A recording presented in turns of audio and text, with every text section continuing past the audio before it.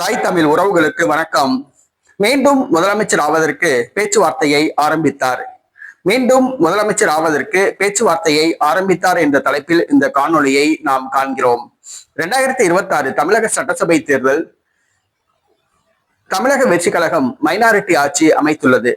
யாரும் எதிர்பாராத வகையில் ரீல் போட்டு ரீல்ஸ் விட்டு குழந்தைகளை ஏமாற்றி ஆட்சியை பிடித்துள்ளது. 2வது இடத்தை திமுகவும் 3வது இடத்தை அதிமுகவும் பிடித்தது. இந்த சூழ்நிலையில் திமுக தோழமை கட்சிகளுடன் தமிழக வெற்றி கழகம் ஆட்சி அமைத்துள்ளது. தமிழக வெற்றி கழகத்தின் ஆட்சி செயல்பாடு திறன் தமிழக வெற்றி கழகத்துக்கு ஆதரவு அளித்து வரும் கட்சிகளுக்கு அதிருப்தியை ஏற்படுத்தியுள்ளது. இந்த சூழ்நிலையில் காவிரி நதிநீர் பிரச்சனையில் விஜய் மெத்தனமாக செயல்படுகிறார். இந்த சூழ்நிலையை பயன்படுத்திக் கொள்ள திமுக முன்னாள் முதலமைச்சர் மு.க.ஸ்டாலின் திட்டம் தீட்டியுள்ளார்.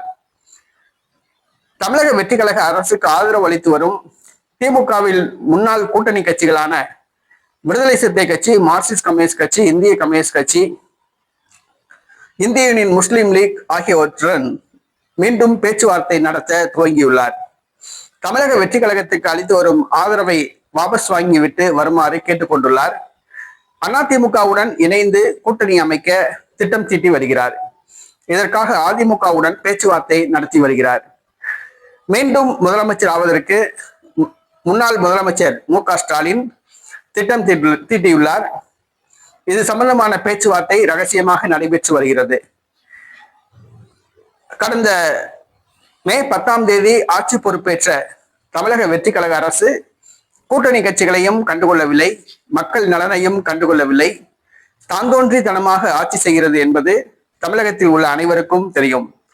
தமிழக வெற்றி கழக தொண்டர்கள் ஊழல் பிரச்சனையில் சிக்குகிறார்கள், லஞ்ச பிரச்சனையில் சிக்குகிறார்கள், பாலியல் பிரச்சனையில் சிக்குகிறார்கள்.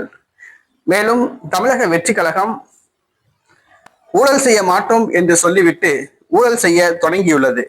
ஆக தற்பொழுது தமிழக வெற்றி கழக ஆட்சிக்கு அளித்து வரும் ஆதரவை வாபஸ் வாங்கிவிட்டு திமுக கூட்டணியில் வந்து இணையுமாறு மு.க.ஸ்டாலின் திமுக முன்னாள் கூட்டணி கட்சிகளிடம் கேட்டுக்கொண்டுள்ளார். இதற்கான திரைமறைவு பேச்சுவார்த்தை நடைபெற்று வருகிறது.